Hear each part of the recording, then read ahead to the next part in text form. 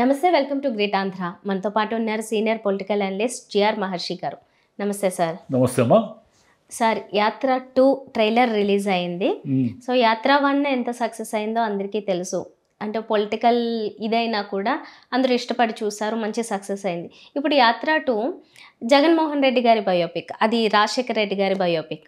ఇప్పుడు ఇందులో కూడా స్టార్టింగ్ సీన్ చూడగానే ఒక ఎమోషనల్ సీన్ కనిపించింది. ఆ తర్వాత ఏమో నేను రాజశేఖర రెడ్డి గారి పుత్రుడిని చెప్పడం, ఇవన్నీ ఈ సినిమా ఎలా ఉండబోతుంది అంటారు? ఈ టైంలో రావడము, దీన్ని ఎలా చూడొచ్చు మనం? మహీవి రాఘవ్ గారు బేసిక్గా ఎమోషన్స్ని కనెక్ట్ చేస్తారనమాట. అంటే రాజశేఖర రెడ్డి గారి యాత్రని మనం తీసుకుంటే దాంట్లో మమ్ముట్టి అద్భుతంగా నటించారు, అది ఒక యాంగిల్ అయితే, ఈయన అంటే డైరెక్టరు తన సీన్స్లో ఆ ఎమోషన్ని కనెక్ట్ అయ్యేలా చేస్తారు. ఈ యాత్ర 2లో కూడా దీని సోల్ మనకు అర్థమైపోయింది టీజర్ చూడంగానే. ఏమిటి ఇప్పుడు జగన్ గారి మీద వస్తున్న అనేక ప్రశ్నలకు 3 సమాధానాలు ఉన్నాయి దాంట్లో. అదేమిటంటే ఆ టీజర్లో, ఒకటి, నాకు భయపడడం రాదయ్యా, నా రాజకీయం మీకు అర్థం కావడం లేదు, నేను వైఎస్ రాజశేఖర రెడ్డి గారి కుమారుణ్ణి. ఈ 3 పాయింట్లు కరెక్ట్గా అర్థమైతే మనకు ఆయన రాజకీయం అర్థమవుతుంది. ఇప్పుడు మనకి ఇంత మునుపు కూడా చెప్పుకున్నట్టుగా జగన్ భయపడిపోయాడు, జగన్ బుజ్జగిస్తున్నాడు, కోటగోడలు కూలుతున్నాయి, జగన్ అలా, జగన్ ఇలా అని రకరకాల రోజు వార్తలు వస్తున్నాయి కదా.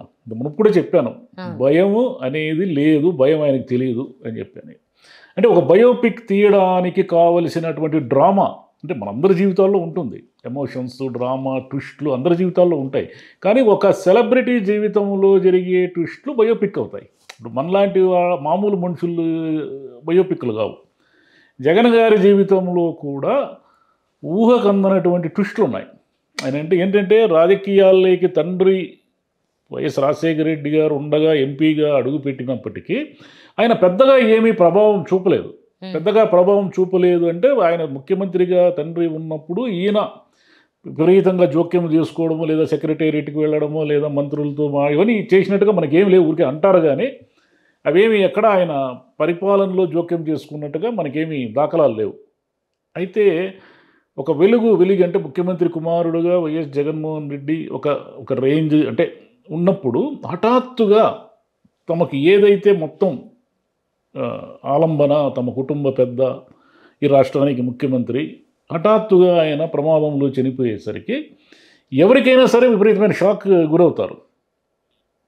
రాజకీయాల్లో అందులో మామూలు కుటుంబాల సంగతి పక్కన పెడితే రాజకీయాల్లో ఏం జరుగుతుందంటే, అప్పటి వరకు ఉన్న మిత్రులు ఎవరో, శత్రువులు ఎవరు మనవాళ్ళు, ఎవరు కాదో కూడా అర్థం కాదు. ఎందుకంటే అధికారంలో ఉన్నటువంటి ముఖ్యమంత్రి తన తండ్రి లేరు. దీన్ని తట్టుకోవాలి. ఒకటి తండ్రి పోయిన దుఃఖాన్ని తట్టుకోవాలి, 2 రాజకీయాన్ని తట్టుకోవాలి తను సర్వైవ్ కావాలంటే. ఈ ప్రయత్నంలో ఏం జరిగింది, ఆయన మెల్లిగా తన శక్తిని కూడా తీసుకొని తండ్రి కోసం చనిపోయిన వాళ్ళని ఓదారుస్తానని మాట ఇచ్చాడు కాబట్టి ఆ మాట కోసం ఆయన నిలబడి ఓదార్పు యాత్ర స్టార్ట్ చేశాడు.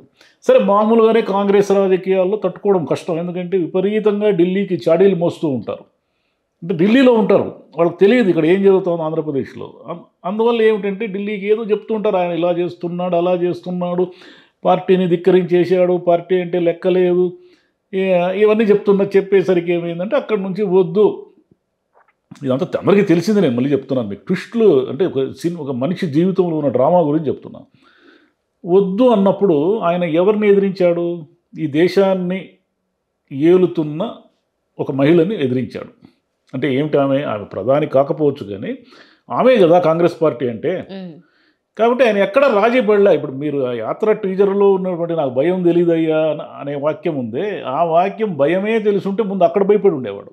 ఇక్కడెవరో పార్టీలో నుంచి వెళ్ళిపోయారు, వాళ్ళు పోయారు, వీళ్ళు పోయారు, వాళ్ళు వెళ్తున్నందుకు ఈయన జగన్ భయపడిపోతున్నాడు, కోటగోడలు బద్దలవుతున్నాయి, వెళ్ళి బుజ్జగిస్తున్నాడు, ఇవన్నీ వార్తలు వస్తున్నాయి. ఇవన్నీ నిజం కాదు. ఎందుకంటే భయపడేవాడు అక్కడ భయపడి ఉండేవాడు. దానికి ఫలితంగా ఆయన జైలుకి వెళ్ళి ఇబ్బందులు పడ్డాడు. ఒక టర్మ్ మొత్తం అధికారంలో రాలేకపోయాడు, ప్రతిపక్షంలో కూర్చున్నాడు, పార్టీ చీలిపోయినా తట్టుకున్నాడు. ఇదంతా ఉంది కదా. అంటే తన పాదయాత్రకు ఈ 5 ఏళ్ళ ఆయన ప్రతిపక్షంలో ఉన్న 5 ఏళ్లలో అనేకం జరిగాయి. ఇవన్నిటినీ తట్టుకొని రాజకీయాల్లో నిలబడి ముఖ్యమంత్రి వరకు రావడం అనేది అతిపెద్ద టాస్క్. అది అందరికీ ఎవరికి సాధ్యం కాలే. ముఖ్యమంత్రుల కుమారులు ఎంతోమంది ఉన్నారు. వాళ్ళందరూ కూడా కొంతమంది అయి ఉండొచ్చు కూడా. ముఖ్యప్పుడు కరుణానిధి కొడుకు స్టాలిన్ కూడా అయ్యాడు, కానీ అది వేరే ప్రాసెస్ అది. అంటే హఠాత్తుగా ముఖ్యమంత్రిగా ఉన్న తండ్రి చనిపోతే మొత్తం అందరూ చుట్టుముట్టినప్పుడు వాటన్నిటిని తట్టుకొని ఆ సంఘర్షణలో నుంచి బయటపడి ఒక పెద్ద యుద్ధం చేసి రాజకీయాల్లో గెలిచి తనను తాను నిలదొక్కొని ఇన్ని చేయాలంటే ఒక మనిషికి చాలా ఆత్మవిశ్వాసం కావాలా, ఇదంతా కావాలి. ఇది ముందు ఆయన వ్యతిరేకులు ఆయన్ని ఏదో విమర్శిస్తారు, అనుకూలురు పొగుడుతారు, అది వదిలేయండి. అది వదిలేస్తే ముందు ఆయనలో ఉన్నటువంటి ఆ విలక్షణమైన పర్సనాలిటీని అర్థం చేసుకోవాలి. ఇది అర్థం చేసుకుంటే ఆయన రాజకీయం అర్థమవుతుంది. ఇది అర్థం చేసుకోకపోతే ఆయన రాజకీయం అర్థం కాదు. అది ఈ యాత్ర టీజర్లో మనము గమనించింది ఏంటంటే, సరే ఆ సినిమాటిక్గా ఆయన ఎమోషన్స్ అన్నీ తీసుకుంటారు, వ్యూహం కూడా జగన్ గారి మీద సినిమా అంటారు, కానీ రామ్ గోపాల్ వర్మతో సమస్య ఏమిటంటే ఆయనకి ఎమోషన్స్ తెలియవు. ఆయనే చెప్పుకుంటాడు ఆ విషయం. ఆయనేమి ఇదేమి విమర్శ కాదు, ఆయన పర్సనల్గా ఆయనే చెప్తాడు, అయ్యా నాకు ఎమోషన్స్, నాకు పెద్ద ఇంట్రెస్ట్ ఉండదు, ఈ కుటుంబాలు ఇవన్నీ ఉంటాయి కదా, బంధాలు అనుబంధాలు ఇట్లాంటి వాటి మీద నేను సినిమాలు తీయలేను, నా చేత కాదు అంటాడు, ఆయనే అంటాడు. కాబట్టి వ్యూహంలో ఏముంటాయంటే ఓన్లీ స్ట్రాటజీసే ఉంటాయి. ఆ స్ట్రాటజీసే ఉండడం వల్ల ఏమవుతుందంటే వ్యూహం కొంతమందికి నచ్చవచ్చు, కొంతమందికి నచ్చకపోవచ్చు. అంటే రామ్ గోపాల్ వర్మ ప్రత్యేకత ఏమిటంటే అలాంటి ఫేసులు ఉన్న వాళ్ళని తెస్తాడు ఆయన. చంద్రబాబు నాయుడు అంటే చంద్రబాబు నాయుడు లాగే ఉంటాడు యాక్టరు, అలా చేస్తాడు, కానీ దాంట్లో ఎమోషన్స్ క్రియేట్ చేయలేడు. కాబట్టి వ్యూహము ఖచ్చితంగా యాత్ర 2 కంటే వ్యూహం బాగుంటుందని ఎవరికి ఆశ లేదు, కానీ యాత్ర 2 బాగుంటుంది. దీన్ని ఇరు వర్గాల వాళ్ళు చూస్తారు. ఎందుకు చూస్తారంటే జగన్ అనుకూలురు ఎలాగో చూస్తారు, జగన్ వ్యతిరేకులు కూడా ఎందుకు చూస్తారంటే దీన్ని విమర్శించడానికో లేక ఎట్లా తీసింటారో చూద్దాము, దీన్ని ట్రోల్ చేయడానికో ఇంకేదో రకరకాల కారణాలతో జగన్ వ్యతిరేకులు కూడా చూస్తారు. కాబట్టి ఈ సినిమా ఖచ్చితంగా ఆడుతుంది. సార్ వ్యూహంకి కొన్ని అడ్డంకులు వచ్చాయి కదా, రాకూడదని అలా దీనికి ఏమీ సమస్యలు లేవు. దీంట్లో ఏముంటాయి అడ్డంకులు? నేను బయోపిక్ తీశారు, దీనికి అడ్డంకులు ఉండే అవకాశం అయితే లేదు. ఎందుకంటే మహీరాఘవ గత యాత్ర 1 చూసిన వాళ్ళకందరికీ అర్థమయ్యేది ఏమిటంటే ఆయన పని కట్టుకొని ఇతను విలను, ఇతను హీరో, ఇతను ఇలా, ఇతను అలా అని ఆరోపణలు, విమర్శలు లేదా వాళ్ళని ఎగతాళి చేయడము, ఎద్దేవా చేయడము ఇలాంటివి ఉండే అవకాశం లేదు ఈ సినిమాలో. ఈ సినిమాలో ఏముంటుందంటే జగన్ గారి జర్నీ ఉంటుంది. అంటే ఆయన తండ్రి చనిపోయినప్పటి నుంచి ఆయన ఈ ఒడిదుడుకులన్నీ ఎలా ఎదుర్కొన్నాడు, ఎలా ఆయన ముఖ్యమంత్రి వరకు వెళ్ళారు అనే జర్నీ ఉంటుంది. అంటే మాకు పూర్తిగా తెలియదు కానీ ఇంతే ఉంటుంది. కాబట్టి రాఘవ ఆయన గురించి తెలిసిన వాళ్ళు, అంటే ఆయన ఎలా ఫిల్మ్ మేకింగ్ ఎలా చేస్తారో తెలిసిన వాళ్ళు ఎవరు కూడా ఈ సినిమాకి ఏవో అడ్డంకులు వస్తాయి, ఈ సినిమాకి ఏదో వస్తాయని ఎవరు అనుకోవడం లేదు. సార్ కరెక్ట్గా ఎన్నికలు రాబోతున్నాయి, ముందు ఇది రిలీజ్ అవ్వడం అనేది డెఫినెట్గా ఆయన తీశారు, అందులో కొన్ని ఎమోషనల్ సీన్స్ ఉన్నాయి కాబట్టి కొంచెం ప్లస్ అనే అనుకోవచ్చు. అది జరుగుతుందంటే దానివల్ల ఏమన్నా ఓట్లు పడే అవకాశాలు? అంటే ఒక సినిమాగానే చూస్తారు. సినిమా వల్ల ఏదో విపరీతమైన ప్రభావం, రేపు పొద్దున వ్యూహం వచ్చినా యాత్ర 2 వచ్చినా విపరీతమైన ప్రభావానికి గురి చేసి ఆ రిజల్ట్స్ను తారుమారు చేసే పరిస్థితులు ఉంటాయని ఎవరు అనుకోవడం లేదు. ఎందుకంటే గతంలో కూడా విమర్శిస్తూ సినిమాలు చాలామంది మీద తీశారు, అనుకూలంగా సినిమాలు తీశారు, ఎన్నో ఉన్నాయి కదా, అవన్నీ కొంత ప్రభావితం చేస్తాయి. ఎందుకంటే గతంలో జగన్ గారికి ఓటు వేయాలని దాదాపు జనం డిసైడ్ అయిపోయినప్పుడు ఈ సినిమా ప్లస్ అవుతూ వచ్చింది. ఈసారి కూడా అదే వాతావరణం ఉంటే ఈ సినిమా ప్లస్ అవుతుంది. అట్లా చూడాలి. సినిమా వల్ల మన వ్యక్తుల రాజకీయ అభిప్రాయాలు పూర్తిగా మారిపోతాయి, వాళ్ళు ట్రాన్స్ఫార్మ్ అవుతారు అనేది కరెక్ట్ కదా. అది కొంత శాతం వైసీపీకి ఉపయోగపడినా కూడా యాత్ర 2 లక్ష్యం ఒక రకంగా నెరవేరినట్టే. సో మొత్తం మామూలు ప్రజలైతే చాలామంది చూసారు ట్రైలరు, మరి జగన్ గారు చూసారో లేదో?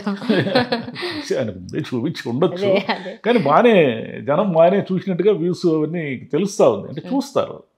జగన్ గారు ఇప్పుడు హాట్ టాపిక్ కాబట్టి. ఎందుకంటే ఇటువైపు ఏమో అందరూ కలిసిపోతూ ఉన్నారు, ఆయన ఏమో ఒంటరిగా, అంటే రేపొద్దున బీజేపీ కూడా కలుస్తుందనే టాక్ వస్తుంది కాబట్టి ఆయన ఒంటరిగా యుద్ధం చేయడానికి ఫిక్స్ అయిపోయారు.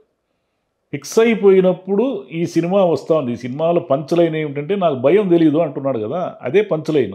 రేపు ఎన్నికల్లో కూడా ఆయన వెళుతున్న దారి కూడా అదే, నాకు భయం తెలియదు. మీరు ఎంతమంది అనేకంగా అండి, what ever the result maybe, ఏమైనా కానీ గెలుపు కానీ ఓటం కానీ ఇంకోటి కానీ నేను ఒంటరిగానే వెళ్తాను, నేను ఏం చేశానో అది చెప్తాను, దానికి జనము ఓట్లు వేయాలా వద్దా వాళ్ళు నిర్ణయించుకుంటారు. ఈ రూట్లోనే ఉన్నారు ఆయన. మీరు ఎవరిని బుజ్జగిస్తున్నాడు, బతిమలాడుతున్నాడు, భయపడుతున్నాడు, ఆ తాడేపల్లి ప్యాలెస్ వణుకుతూ ఉంది, ఇలాంటివన్నీ ఉన్నాయి. వీటన్నిటికీ టీజర్లోనే ఉంది సమాధానం. Okay okay sir, let's see మళ్ళీ సినిమా రిలీజ్ అయిన తర్వాత ఎలా ఉంటాయో results. Thank you sir. Thank you అమ్మా.